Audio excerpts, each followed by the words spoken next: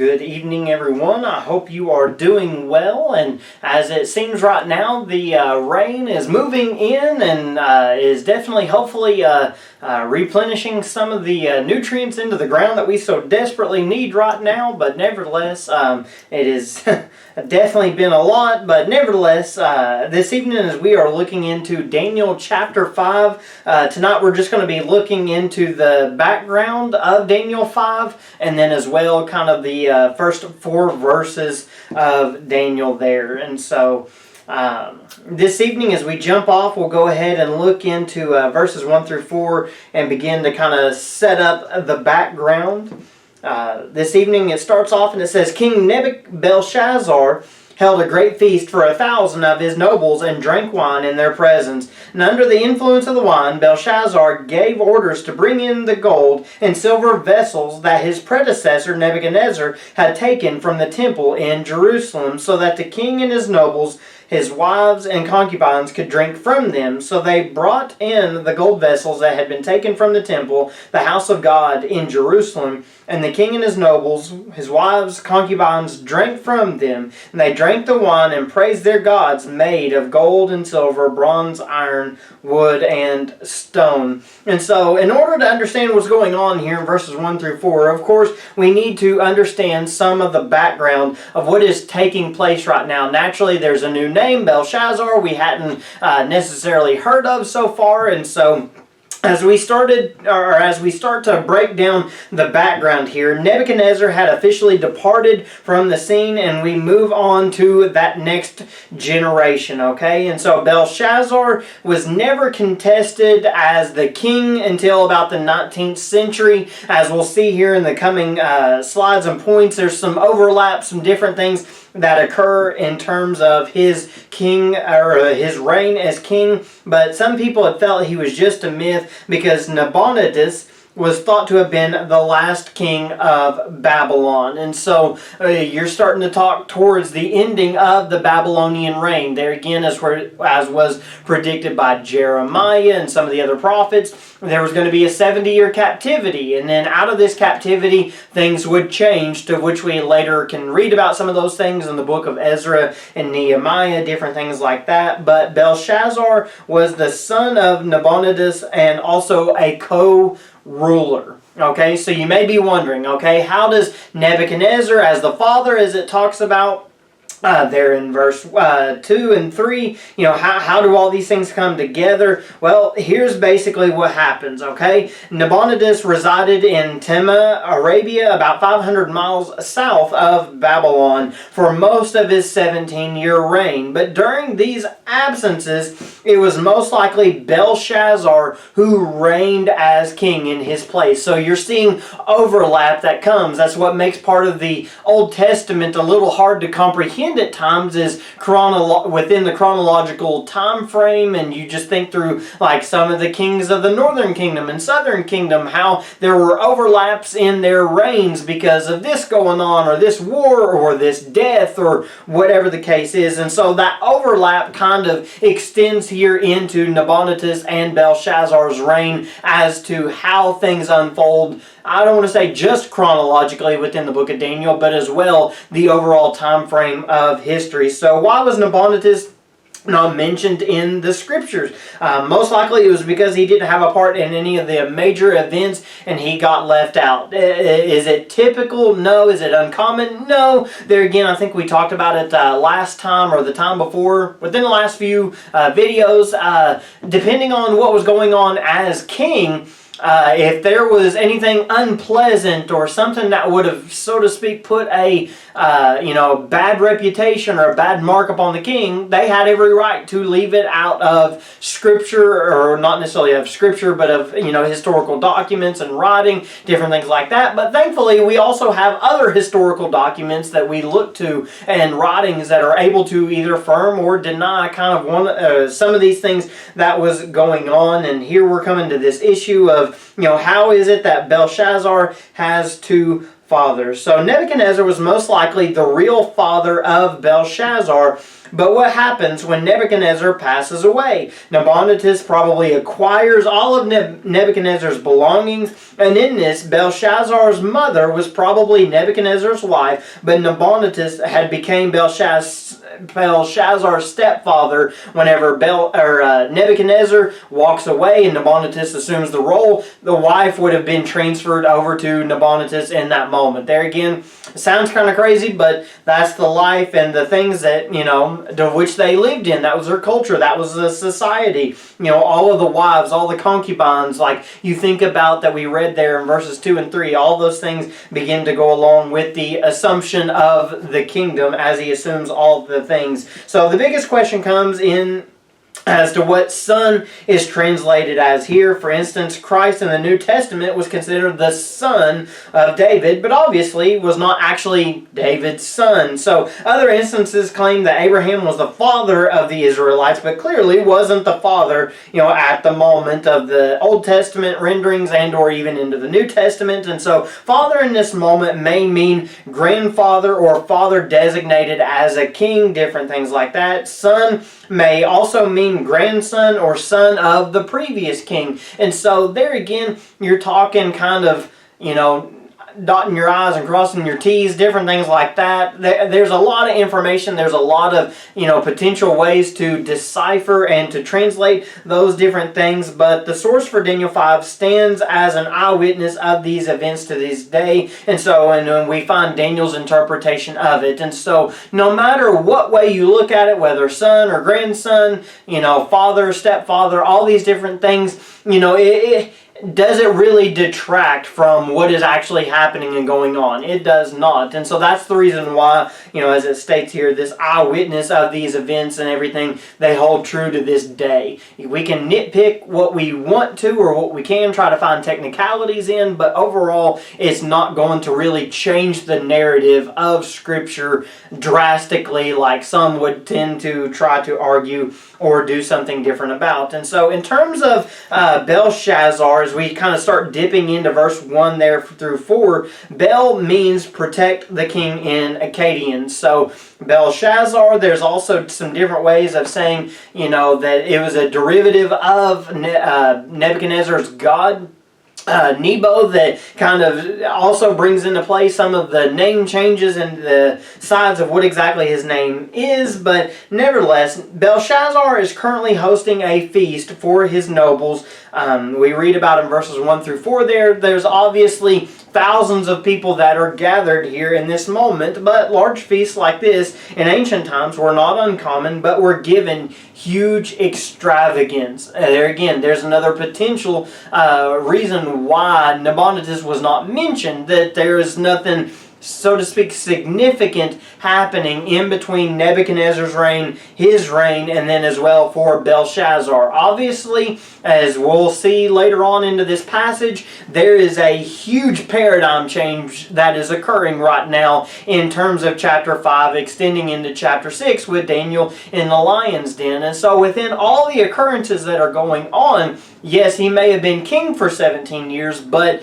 what was significant? Not a whole lot. Here now towards Belshazzar officially being probably or considered the main king, you're starting to see the ending of the reign of the Babylonians. And so, of course, Belshazzar is going to be largely listed with kind of the collapse that goes into the Babylonian kingdom. But one scholar comments that a Persian king once fed close to 15,000 people daily. So there again, that's a large undertaking, but you're going to find notice of it or in other historical writings, different things like that. One of which would be Alexander the Great, that he entertained 10,000 guests just for a wedding ceremony. I don't know if you've been to a wedding recently or know of somebody who's getting married like this, but think about this. The average wedding in America, and this baffles my mind right now, and if I offend you, it's not intentional, but good night. The typical average wedding in America right now will cost between $15,000 and $20,000. That is ridiculous, okay? I get it. You bring in the caterer and the flowers and the venue and this and that and everything else.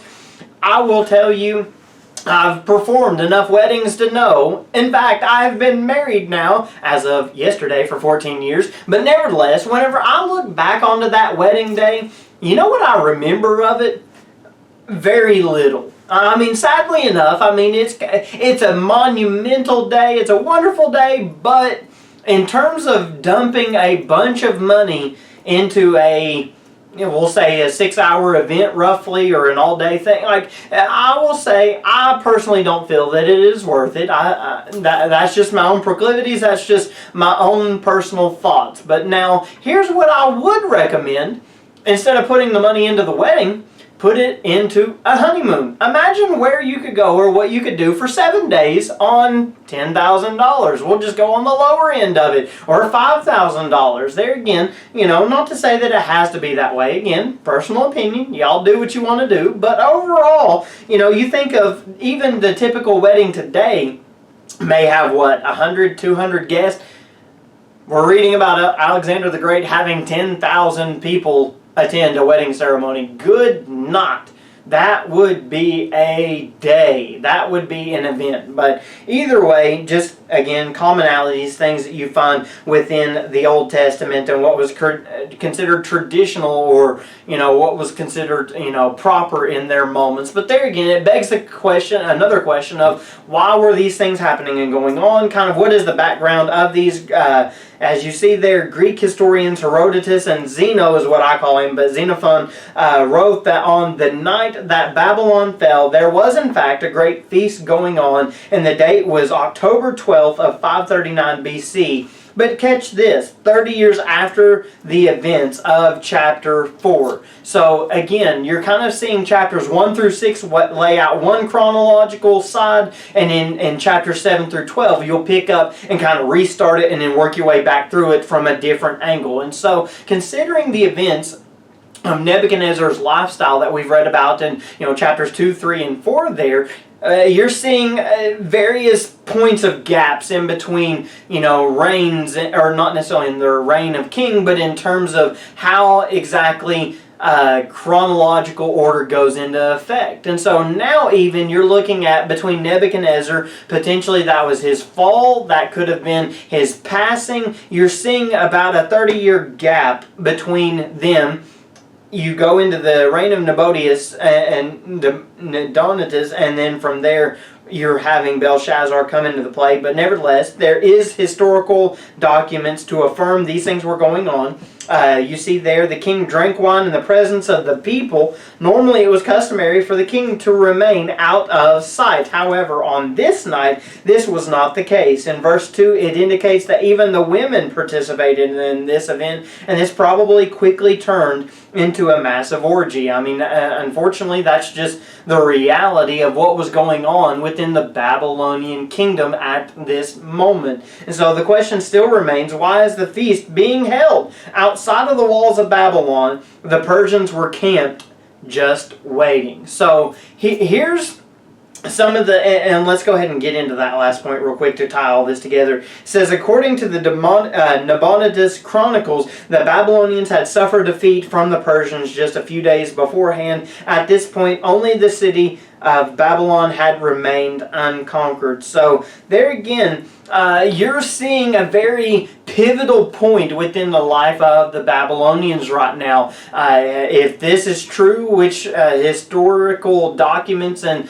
historians have pointed out that these moments are real, that they are true, that more than likely the Babylonians were kind of holding on by a thread right now. The Medes and the Persians were already beginning to take over at this point. Again, going back to some of those prophecies, thinking back to those moments of those dreams that Nebuchadnezzar had had. These things begin to culminate in this event of that statue of the gold head going down to the silver chest and the breastplate and everything else. You're seeing a representation of the Babylonians to the Greeks, or the Medes and the Persians, on down to the Greeks, on down to the Romans, to the future kingdoms and the power of God, and to the final kingdom and judgment of God. All of these things are what are being played out from a historical prophetic account right now. And so, building into this effect, this huge feast is taking place Babylon is hanging on by a thread, which still begs this question of why would this feast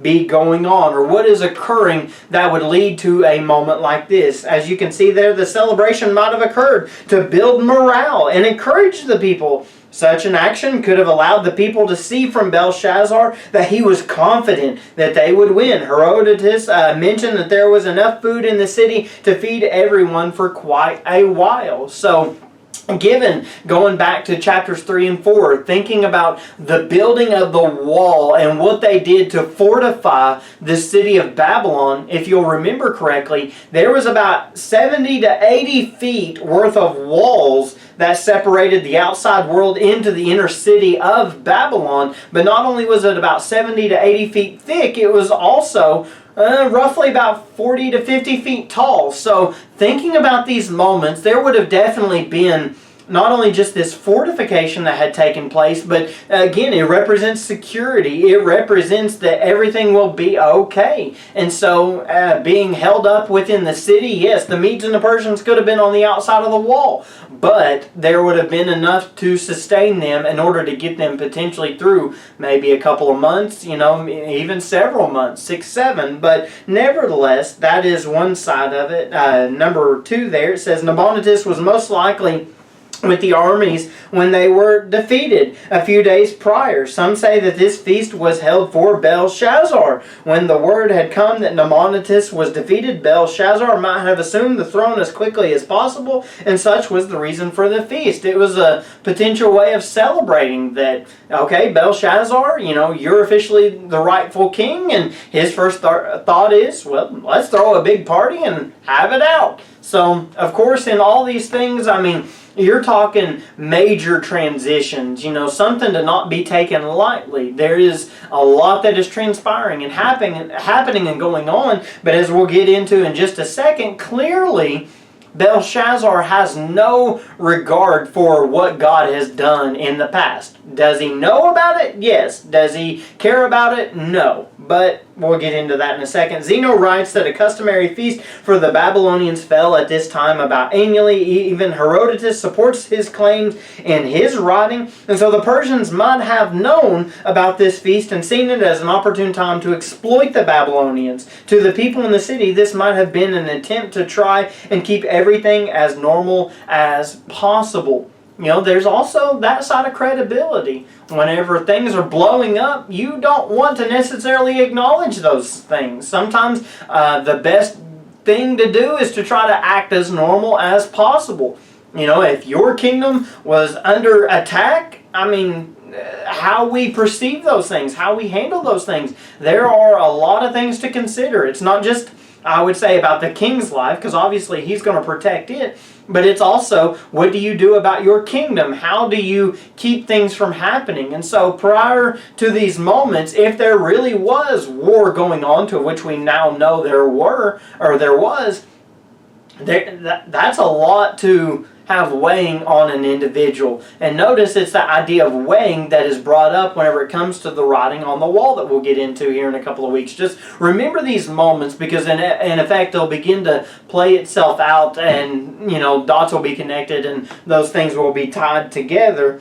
But here in verses 1 through 4, as we're kind of thinking and shifting from the background to the text and some of the things that are going on, tasting, of course, renders that it's not just a taste, but to feel the effects of the wine. So the big problem, even the utensils for religious use were not to be tampered with. Belshazzar knew these things, which gives credence to the fact that he was most likely under the influence of the wine at this point and was out of his mind, was not doing logical things, doing things that more than likely, had he not been drunk, so to speak, he may have made different choices. He may have come to different outcomes. Henceforth, thinking back to the realities of what happened with his grandfather of Nebuchadnezzar, of thinking through, hey, this didn't work out well for him. I may not be able to do, or I may not want to do these same things or make these kind of same judgment calls as what he had done. So this in mind, it would have been a blasphemous act, of course, against Yahweh.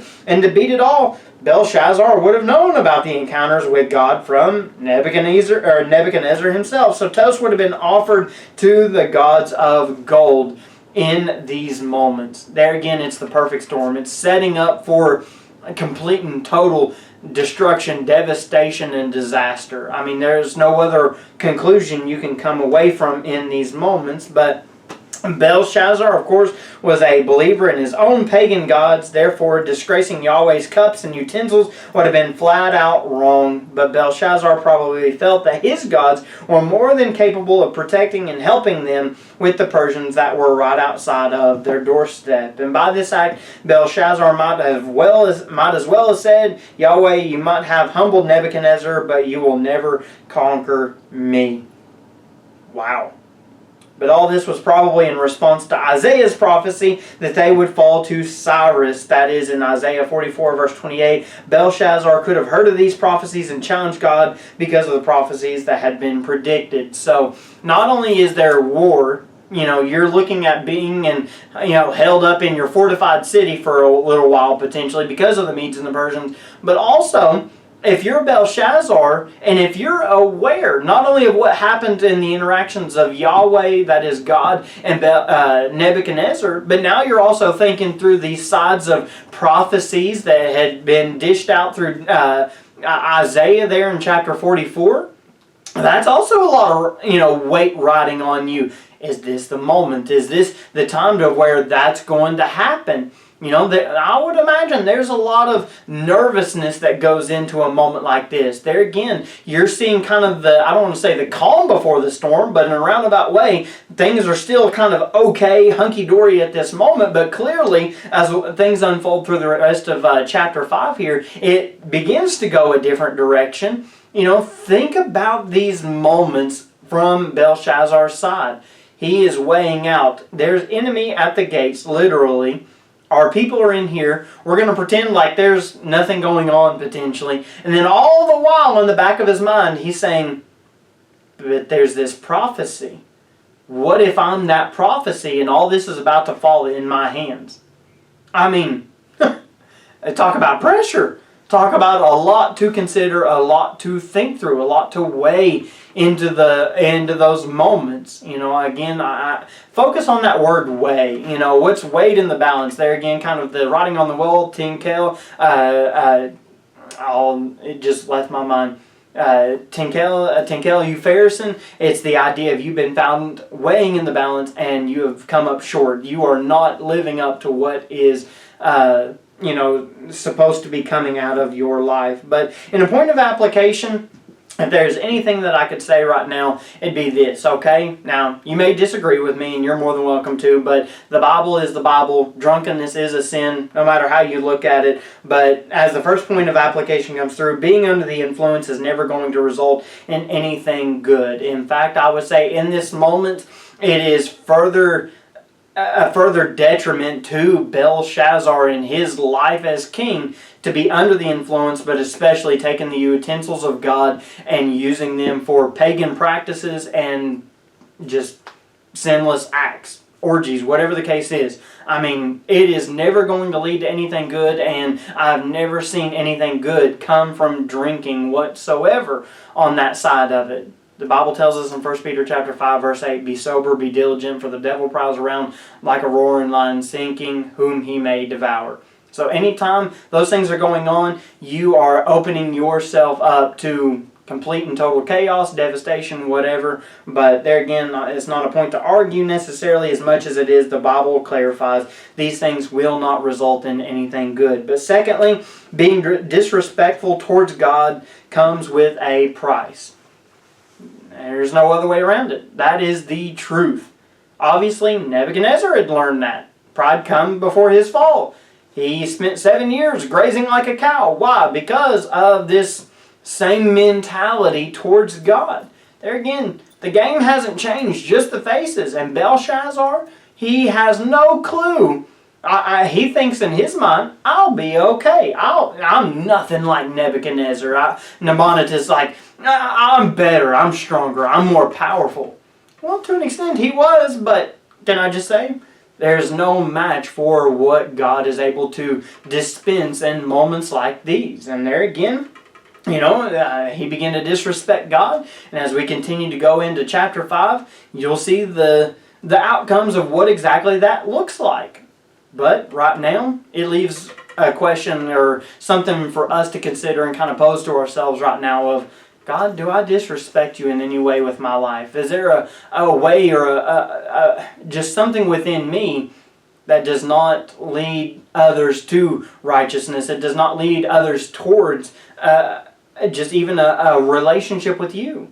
You know, those things we have to ponder and we consider. God, is there any way I'm being disrespectful towards you? And what is the price that is being paid on the other side of it? But nevertheless, I hope this has been kind of a good introduction into chapter 5. And there again, verses 1 through 4, kind of setting the stage for what happens next with the writing on the wall. But from there, we'll dive off into all that next week and see what comes out of it. But until then, I hope you've learned something. I love you. I appreciate you. And I guess we'll pick up next week. See you guys.